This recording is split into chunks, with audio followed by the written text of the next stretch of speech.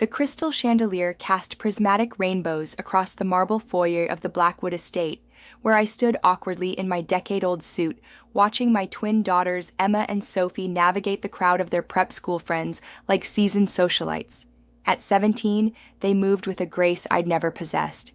Their designer dresses, gifts from their mother's life insurance settlement, flowing like liquid silk. "Dad, you're embarrassing us in front of our rich friends," Sophie whispered urgently in my ear, her breath carrying the scent of expensive champagne she'd somehow procured.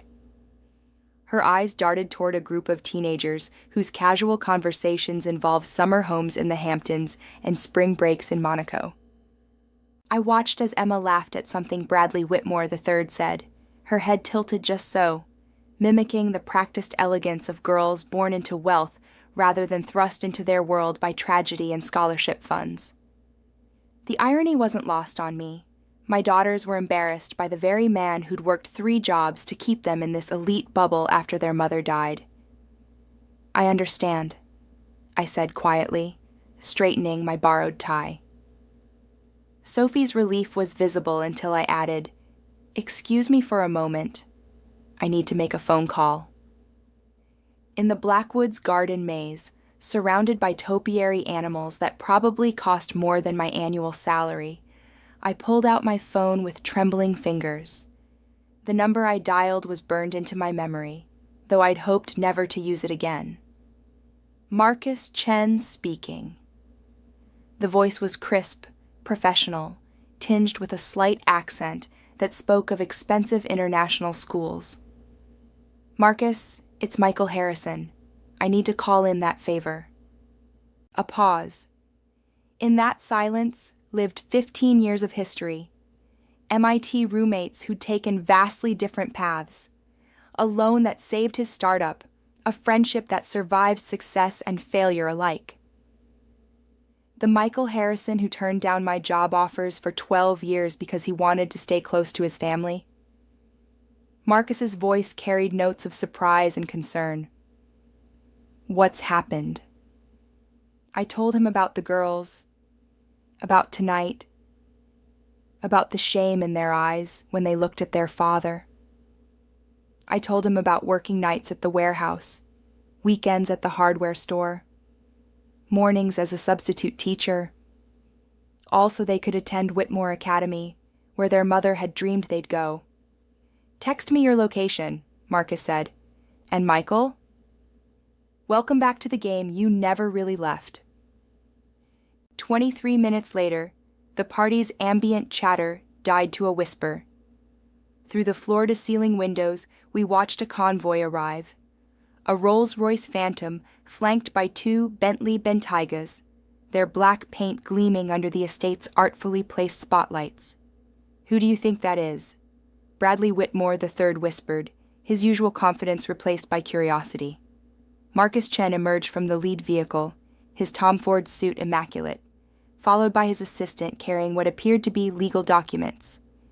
But it was the third figure that made me smile. My old professor, Dr. Elizabeth Sterling, now one of the most respected patent attorneys in Silicon Valley, her silver hair styled in a chic bob that spoke of someone who'd never known a day of financial worry.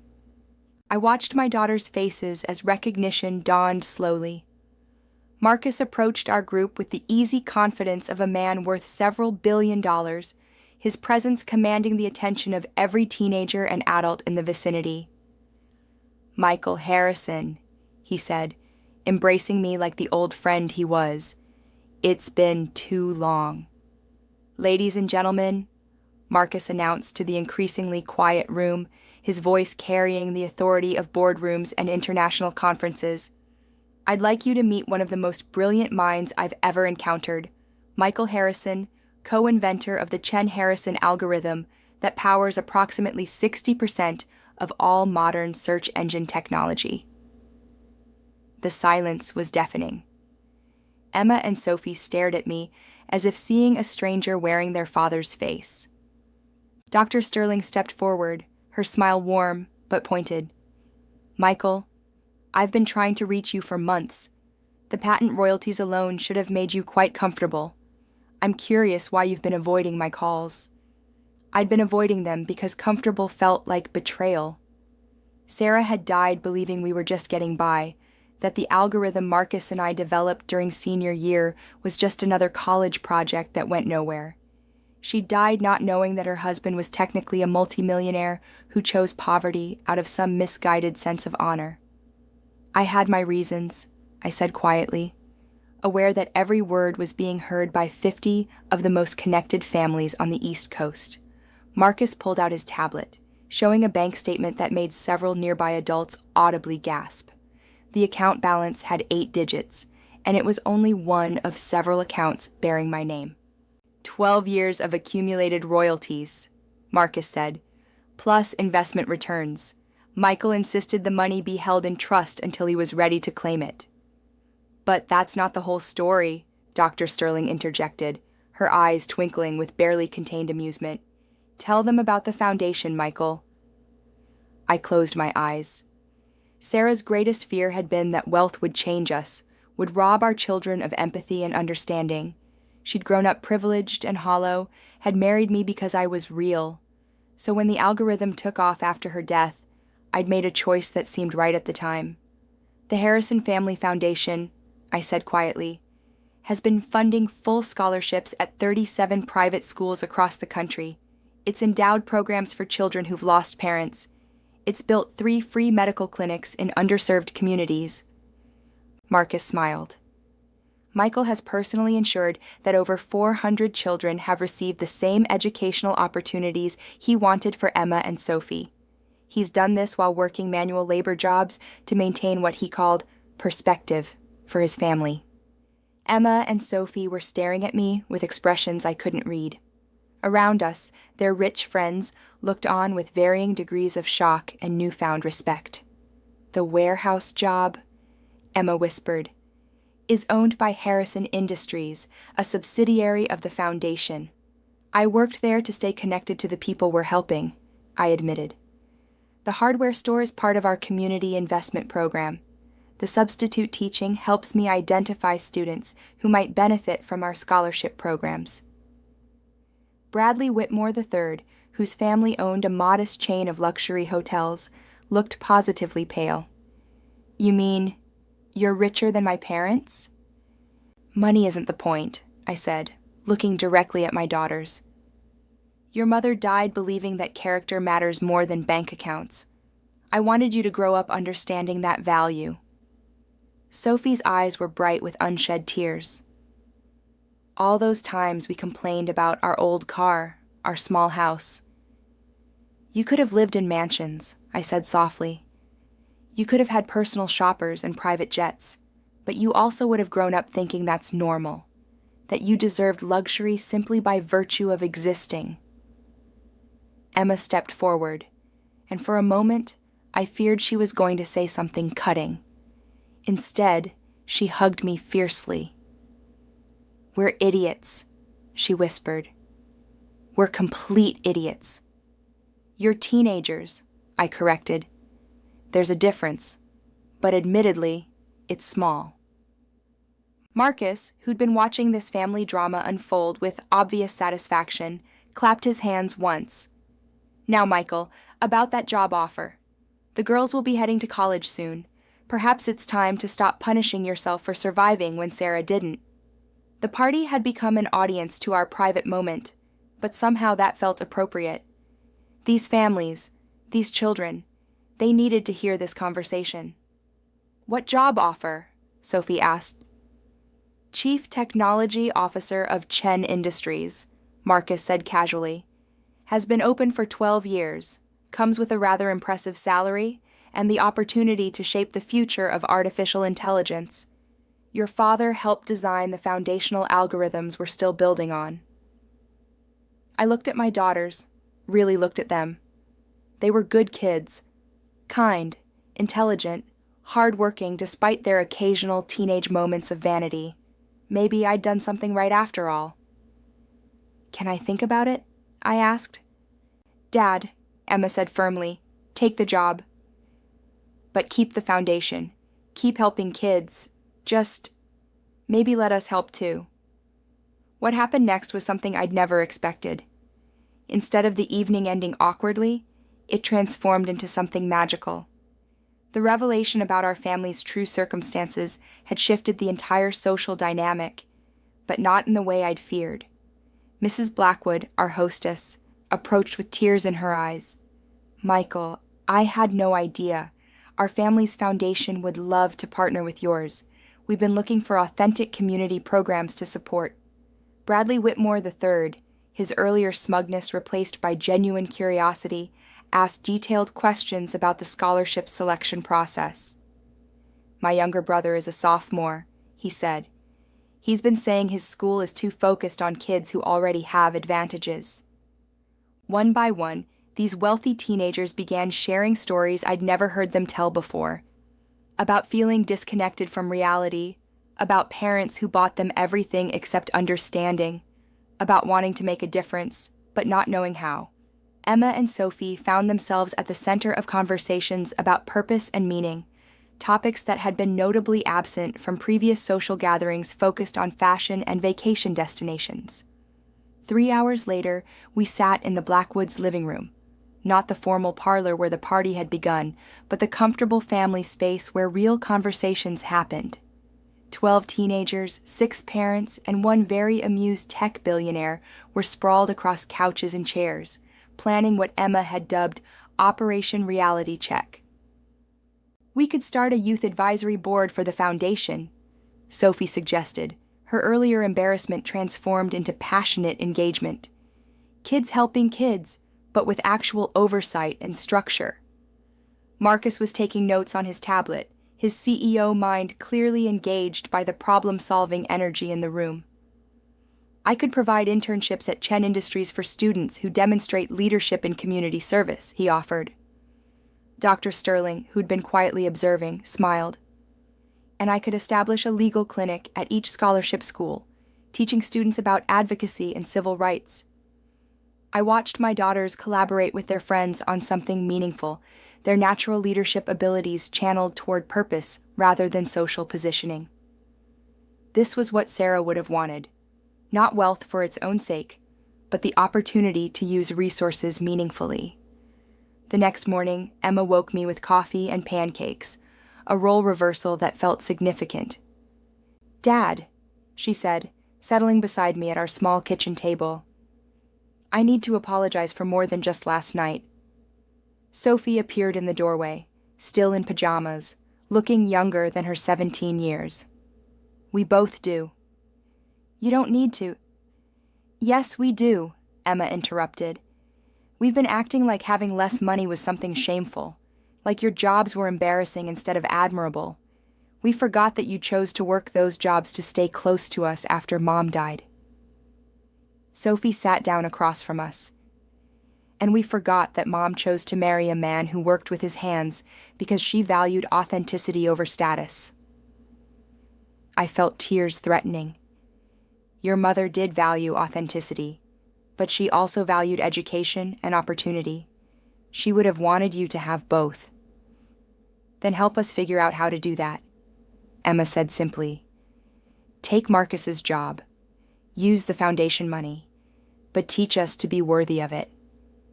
The Chen Industries executive suite came with a view of San Francisco Bay and a salary that felt surreal after years of hourly wages.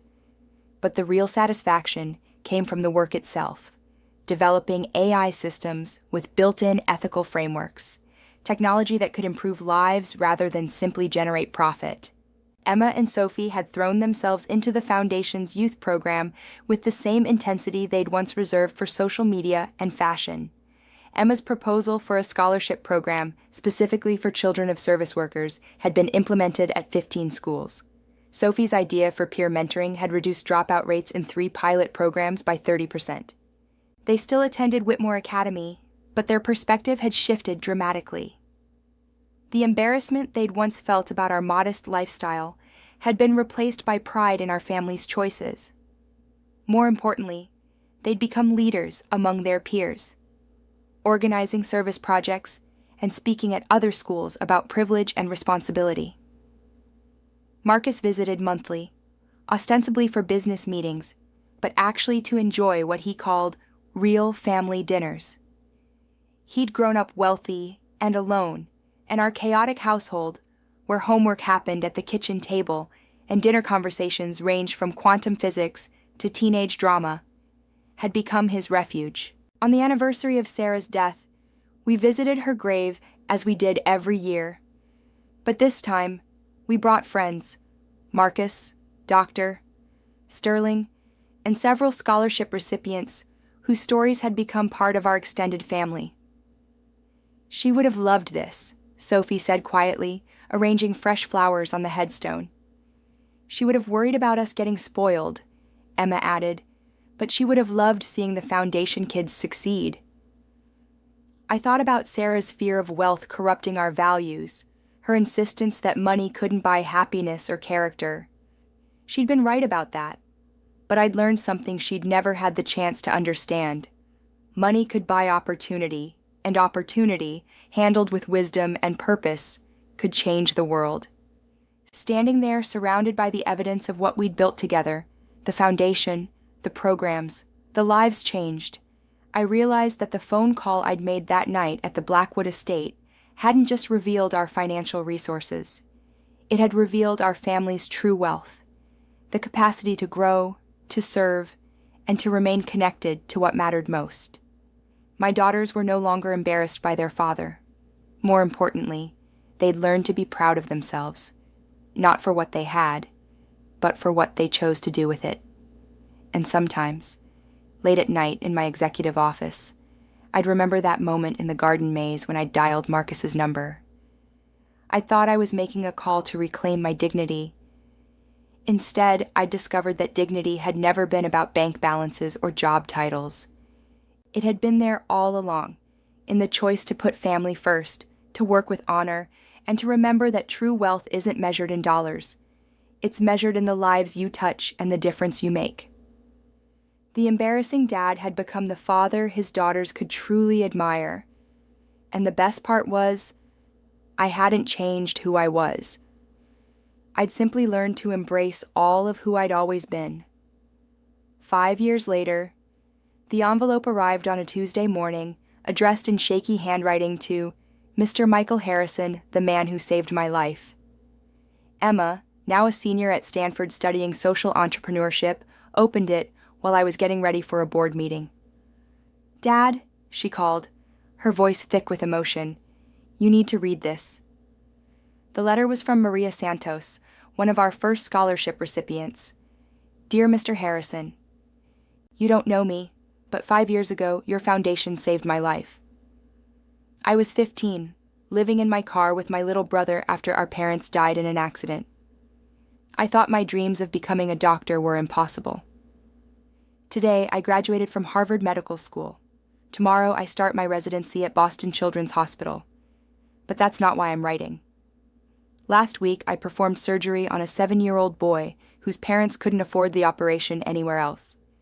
I saved his life because you saved mine first. His name is David, and he wants to be a doctor when he grows up. I'm starting a foundation of my own now, for kids like David. I'm calling it the Harrison Santos Foundation for Future Healers. I hope that's okay. Your daughters Emma and Sophie visited our clinic last month. They told David about how their dad taught them that real wealth isn't what you have, it's what you give away. David asked me to tell you something. Thank you for showing us that broken families can still build beautiful things. I'm enclosing a picture David drew of you. He's never met you, but somehow he drew you perfectly, not as the successful businessman you became, but as the father who worked 3 jobs and chose love over luxury. You saved my life. I saved David's life. And someday, David will save someone else's life. That's how love works, isn't it? It just keeps growing. With endless gratitude, Doctor. Maria Santos P.S. My little brother Carlos just got accepted to MIT. He wants to study engineering. I told him you went there too. He said, "Of course he did. Heroes always know how to build bridges."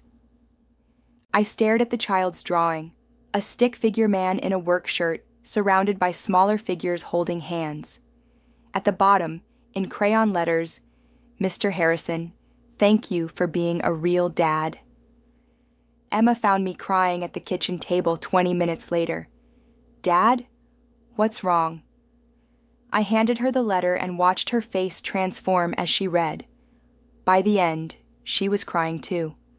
"Sophie needs to see this," she whispered. When Sophie arrived from her gap year program, she'd deferred college to work full-time with the foundation. We sat together in our small living room.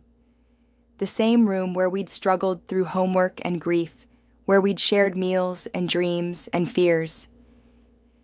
"Do you remember," Sophie said softly, "when I told you that you were embarrassing us?" I nodded. "I was such an idiot," she continued. "I thought wealth meant having more than other people. I didn't understand that real wealth means having enough to lift other people up." Emma wiped her eyes. "Mom would be so proud of who we became, not because of the money or the success, but because we learned to love the way you taught us to love. The way your mother taught us all to love," I corrected gently. We sat in comfortable silence, three people who'd lost everything that mattered, and somehow found a way to build something beautiful from the pieces. Later that evening, I called Marcus. "I have an idea for our next project," I said. "I'm listening. Medical school scholarships for kids like Maria, kids who want to heal the world but can't afford the training." Marcus was quiet for a moment. "How many schools are we talking about?" "All of them." He laughed, the same laugh I'd heard in our MIT dorm room 25 years earlier. "Michael Harrison, you beautiful, impossible dreamer, let's heal the world." After I hung up, I found Emma and Sophie in the kitchen, making tea and planning their next foundation project. They were women now, confident and purposeful, with their mother's compassion and their father's determination to never give up on people. "Dad," Emma said, handing me a cup, "do you ever wonder what would have happened if we hadn't embarrassed ourselves at that party?" I thought about it seriously. We would have found another way. Love always finds a way. "Is that what this has all been about?" Sophie asked. "Love?" I looked at my daughters, brilliant, kind, strong young women who'd learned that the most embarrassing thing isn't being poor or working with your hands or driving an old car. The most embarrassing thing is having the power to help and choosing not to use it. "Everything good that's ever happened to us has been about love," I said. "Your mother's love for us, our love for each other, our love for people we've never met but want to help anyway. Even when we were bratty teenagers who cared too much about what our friends thought," Emma teased. "Especially then," I said, pulling them both into a hug. "Love doesn't quit when people make mistakes. Love just keeps growing, keeps hoping, keeps building bridges." Outside, snow was beginning to fall, blanketing our modest neighborhood in pristine white. Inside, three people who'd learned that wealth isn't counted in bank accounts sat together, planning ways to change the world. One scholarship, one clinic, one life at a time. The embarrassing dad had become a father his daughters could admire. But more importantly, the daughters who'd once been ashamed of their father had become women who understood that shame and pride are just small emotions in the face of love's infinite capacity to transform everything it touches. In the end, that's what Sarah had always known, and what I'd finally learned. The most valuable inheritance isn't money or status or even opportunity. It's the unshakable knowledge that you are loved completely, just as you are, and that love gives you both the courage and the responsibility to love others the same way. The phone call I'd made that night hadn't just revealed our bank balance. It had revealed our family's true fortune, an endless capacity to turn pain into purpose, loss into legacy, and embarrassment into empowerment. And in the margins of Maria's letter, in a child's handwriting, David had written one more line I hadn't noticed before. "Love makes everything possible, even the impossible stuff." He was right. Love had made everything possible, even healing a family broken by grief, even building hope from shame, even transforming 3 people who'd lost their way into a force for good in the world.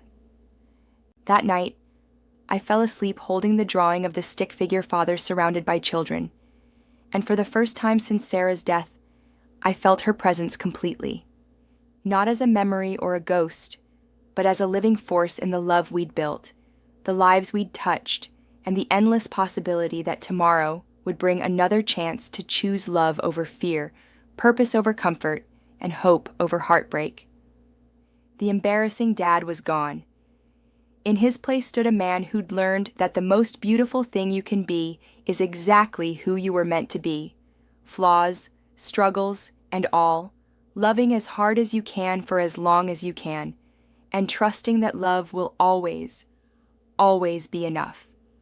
The Harrison Santos Foundation for Future Healers now provides full medical school scholarships to students who have overcome significant adversity. Maria Santos serves as its director, and David, now 12, volunteers there every weekend, still drawing pictures of stick figure heroes and still believing that love makes everything possible, even the impossible stuff.